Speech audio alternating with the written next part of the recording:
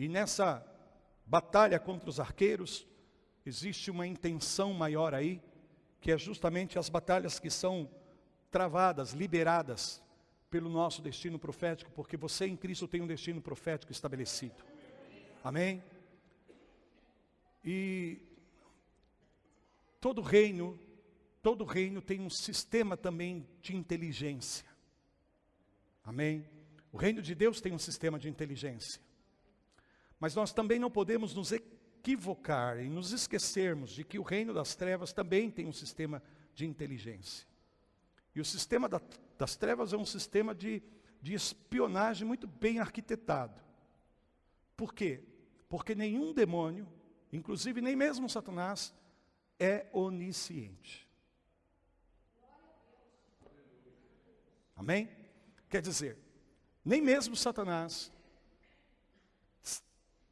sabe, conhece todas as coisas. Diferente do nosso Deus, do Pai, do Filho e do Espírito Santo. Amém? Eles são oniscientes. Eles sabem de todas as coisas. Todas as coisas. Todas as coisas. O diabo não tem o poder de saber a palavra que você vai falar quando você ainda não falou. Deus é diferente. Amém? A palavra ainda nem brotou no teu coração, nem chegou nos teus lábios e Deus já sabe o que você vai dizer. Existe uma diferença enorme aí. Então, as trevas precisam se organizar diligentemente dentro de um sistema de espionagem para poder identificar o que Deus está preparando para o seu povo nos dias futuros. Porque Ele também não sabe sobre o futuro. Obrigado pelo teu amém. Deus conhece o nosso passado, o nosso presente e conhece também o nosso futuro em detalhes. Em detalhes. Amém, queridos? Então, já vou declarando essa palavra. Por isso,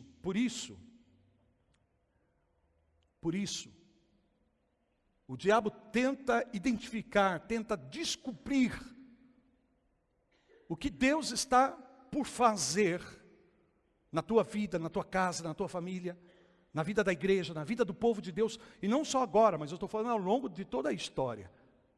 Ele tenta identificar os movimentos de Deus por meio daquilo que nós estamos orando, por meio daquilo que nós estamos declarando, e principalmente em função de toda a palavra profética que é liberada. E quando ele identifica que alguém foi marcado por Deus, por um propósito, por um chamado, e esse propósito, e esse chamado começa a se revelar, começa a se manifestar de uma forma profética, seja por meio de sonho, de visões, de declarações, ou até de oração que você faz, porque Deus opera primeiro o querer e depois o operar. Então Deus coloca o desejo no nosso coração, e depois Ele também coloca a condição de transformarmos esse desejo em uma realidade. Então, quando nós começamos a aspirar algumas coisas, a desejar algumas coisas, nós começamos a declarar isso. Falamos com as pessoas, oramos sobre esses assuntos. E existe todo um esquema maligno voltado para tentar identificar, amém? Possíveis promessas, propósitos para abordar isso, para impedir. Então vai guerrear, amém? Para que o propósito, a promessa seja abortada. Se você vê na Bíblia, está cheio de exemplos. Cheio de exemplos. Você acha que Satanás sabia exatamente quem era Jesus?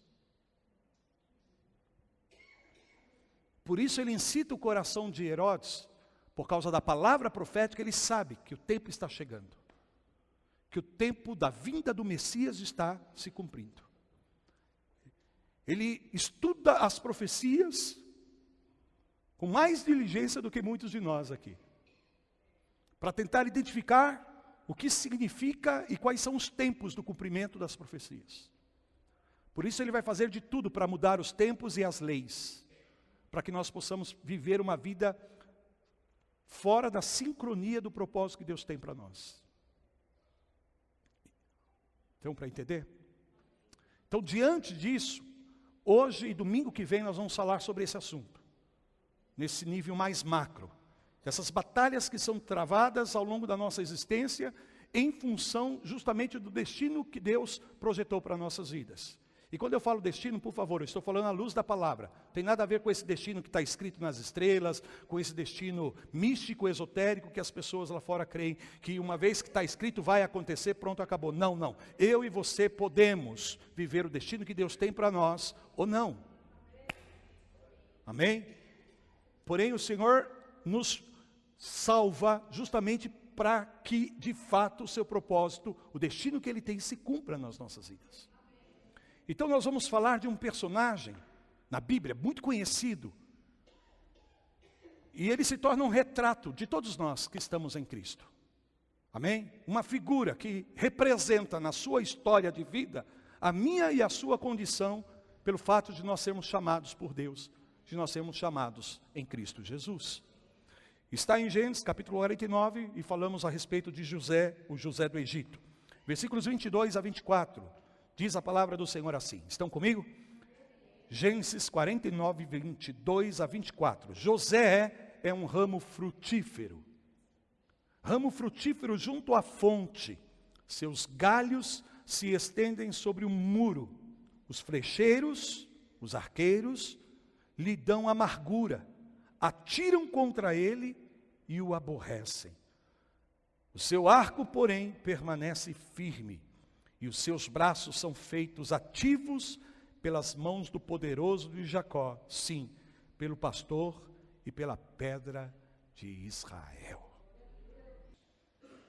Queridos, a história de José, a vida de José, como eu já vos disse, é uma fotografia, um quadro, uma figura muito clara da nossa condição como cristãos, como santos, como chamados pelo nome de Cristo Jesus. E nesta passagem que nós lemos aqui, há pelo menos 4 coisas das quais eu e você estamos bem cientes. A primeira é a respeito do próprio José, da pessoa de José. Se você conhece a história de José do Egito, e eu creio que você conheça, você sabe que José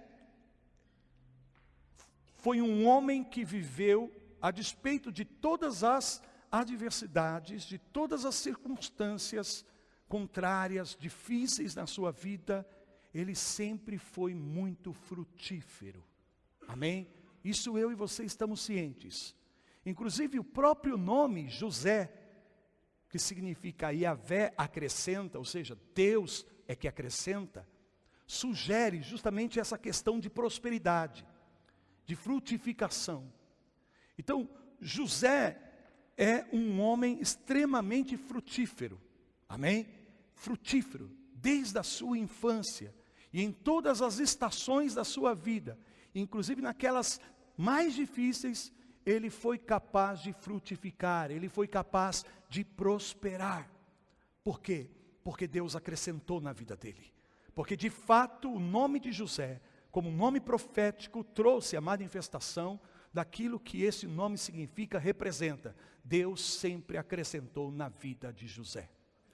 E nesse sentido, José se torna também uma figura para a minha vida e para a sua vida, e para aqueles que estão em Cristo, porque Deus acrescenta nas nossas vidas. Em outras palavras, em Deus nós estamos chamados a vivermos uma vida frutífera, uma vida próspera. E quando eu estou falando de prosperidade, eu não estou falando apenas no aspecto financeiro, não estou falando apenas no sentido do dinheiro, mas eu estou falando, sabe, na capacidade que eu e você temos em Cristo de Jesus, de superar toda e qualquer adversidade nas nossas vidas, e aquilo que vem para nos prejudicar, nos destruir, acaba cooperando para o bem, segundo o propósito que Deus tem estabelecido.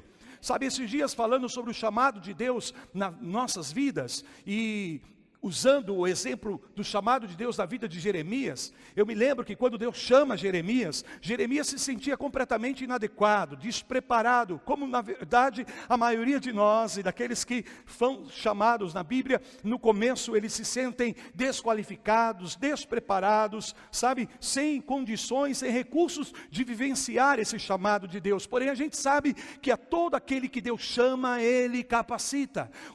Aqueles a quem Deus chama, Deus capacita. E essa capacitação é todo um pacote de ferramentas, de recursos que viabiliza o projeto, o propósito que Deus tem na vida dessa pessoa. Amém? Então, nós não operamos o chamado de Deus na nossa própria capacidade, na nossa própria habilidade. O chamado de Deus nos confere uma graça. O chamado de Deus nos confere uma unção. E essa graça, essa unção operando nas nossas vidas, nos leva a sobressair toda e qualquer circunstância. E quando saímos dessas circunstâncias, nós saímos com frutos. Com frutos. Amém? E é isto que significa a vida de José. É isto que significa o nome José. Por isso, quando Deus chama Jeremias, Deus fala: Jeremias, eu te constituo, eu te estabeleço sobre as nações. Sobre as nações. Quando nós estamos vivendo a vida fora do propósito de Deus, nós ficamos sob as circunstâncias. Ou seja, nós ficamos refém das circunstâncias da nossa vida. Porém, quando nós estamos posicionados no chamado do Senhor, nós somos colocados por Deus sobre as circunstâncias das nossas vidas. Isso significa toda a possibilidade de prevalecermos e aprendermos em todo o processo.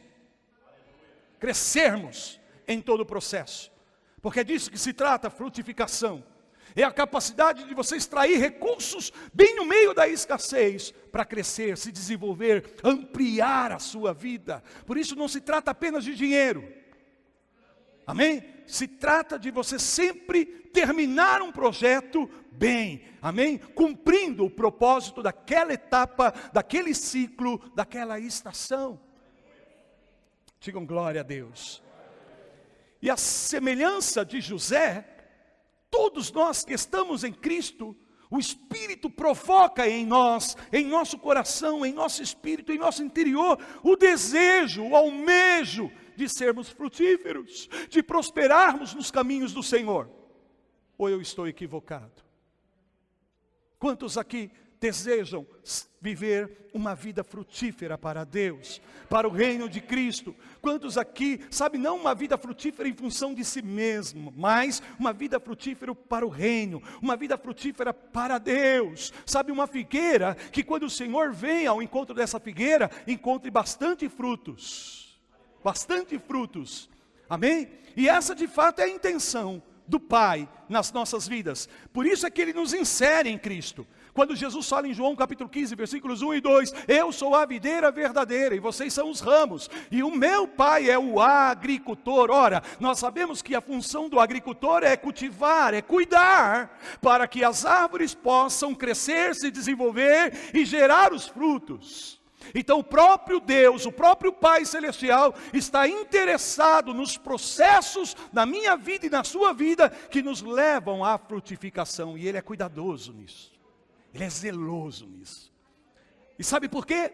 Porque Jesus falou: nisto meu Pai é glorificado, que vocês deem muitos frutos e os vossos frutos permaneçam. Então, por isso Deus tem um interesse. Porque na tua frutificação, querido, o nome dele é glorificado. No viver uma vida frutífera, você e eu podemos de fato viver uma vida para a glória de Deus. Para a glória de Deus. E é justamente essa a intenção, o propósito da nossa existência em Deus. Deus nos criou para o louvor da sua glória. Você é a obra-prima da criação de Deus, para o louvor da sua glória. Então nossas vidas só têm sentido se elas de fato estiverem glorificando a Deus. Por isso, o que adianta o homem ganhar o mundo todo e perder a sua alma? Por quê? Porque a minha vida e a sua vida é mais valiosa, é mais preciosa do que todo o tesouro que possa existir nesse mundo, nessa vida. Obrigado pelo teu amém. Obrigado pelo teu amém.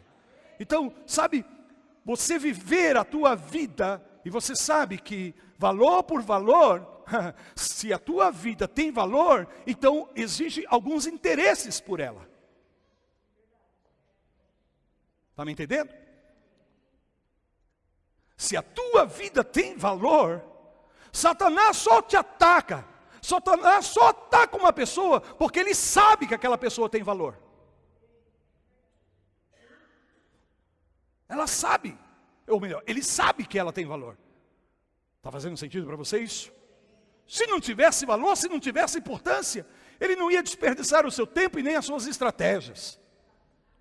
Por isso, se algumas lutas têm se levantado na tua vida, querido, se alguns ataques, alguns confrontos têm se intensificado na sua vida, primeiro, o próprio diabo, o próprio inferno está declarando o teu valor e já está antecipando que alguma coisa Deus está por fazer. E se a batalha se intensifica, é porque a vitória vai ser maior, a glória vai ser maior. Obrigado pelo teu amém. Aleluias. Então veja, esta é a primeira coisa que nós podemos e estamos cientes. Eu só estou estruturando isso aqui, porque todos nós temos ciência disso, de que José foi um homem próspero, que José foi frutífero, amém? E a própria palavra profética aqui dada pelo pai de José, está dizendo, José é um ramo frutífero. Aleluias. Deixa eu profetizar isso na tua vida em nome de Jesus. Você é um ramo frutífero.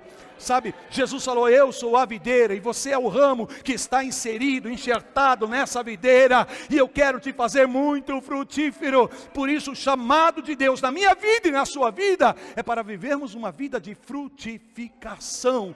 Que glorifica ao Pai, que glorifica a Deus. Então essa é a figura perfeita de todo cristão. Porque isso nos posiciona.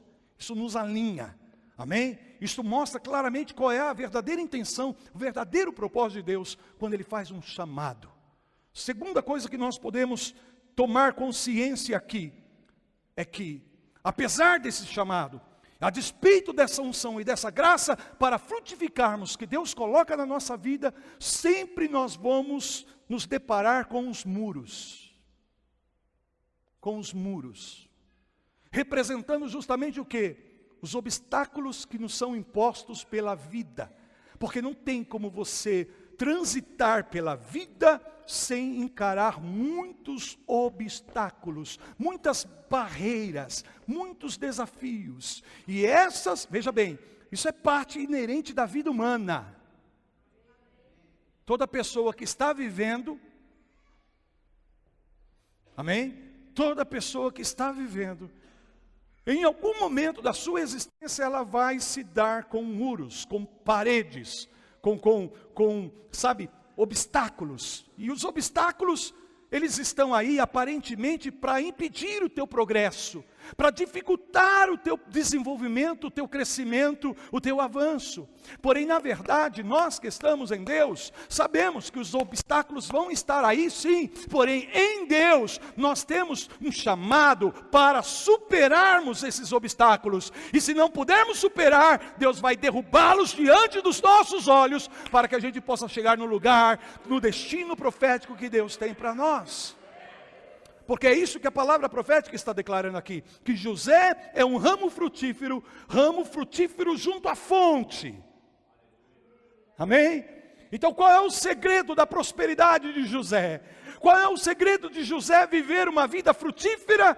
Ele vivia, aleluia, como uma árvore que estava plantada junto a uma fonte, Em outras palavras, ele fez de Deus a sua única e verdadeira fonte em todo momento, em todas as circunstâncias, em toda a situação. E veja bem, todo aquele que aprende a fazer de Deus a sua fonte, vai ser como uma planta, como uma árvore plantado junto às fontes.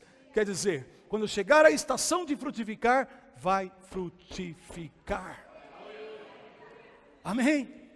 E aí o que o texto segue dizendo? Estão comigo? Seus galhos se estenderam sobre o quê? Sobre o quê? Fala comigo, sobre o muro. Então, veja, está falando de José aqui. Mas está falando de mim, de você também em Cristo. Quer dizer, que apesar de nós estarmos chamados para vivermos uma vida frutífera, uma vida próspera em Cristo, vida e vida com abundância, nós vamos lidar com vários obstáculos, com várias barreiras, com vários desafios. Amém? Que a vida impõe sobre nós. Talvez agora, nesses dias, você esteja diante de um obstáculo. Esse obstáculo está aí para dizer, por aqui você não passa. Chegou no teu limite. Daqui você não vai. E aí você vem aqui nessa noite, e Deus está dizendo para você, em outras palavras, você vai sim. Você está destinado aí. Você vai sim. Os muros não vão te deter, os muros não vão te parar. Amém? E você precisa confiar nisso. Se Deus é a tua fonte, então não importa qual seja o obstáculo que esteja à tua frente, qual seja a barreira, qual seja o desafio, isso aí em Deus não está para te impedir, sabe, te deter. A intenção do inimigo é usar os desafios e os obstáculos da vida para nos impedir de chegarmos no nosso destino profético. Mas do outro lado, Deus está dizendo, esses desafios, esses obstáculos só vão promover um crescimento interior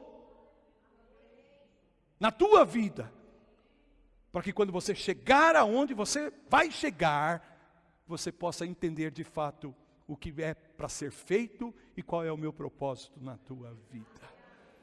Então veja bem, é uma jornada com um destino, mas até chegarmos lá, a nossa vida está acontecendo. A nossa vida não vai acontecer quando nós chegarmos lá. A vida está acontecendo agora. Amém?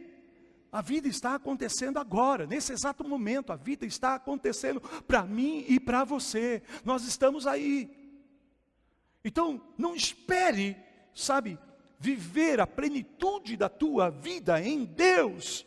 Não espere só quando você chegar lá. Comece a viver hoje, comece a viver agora o que Deus tem para você. E viva o teu hoje como de acordo, alinhado com aquilo que Deus falou a respeito do teu futuro.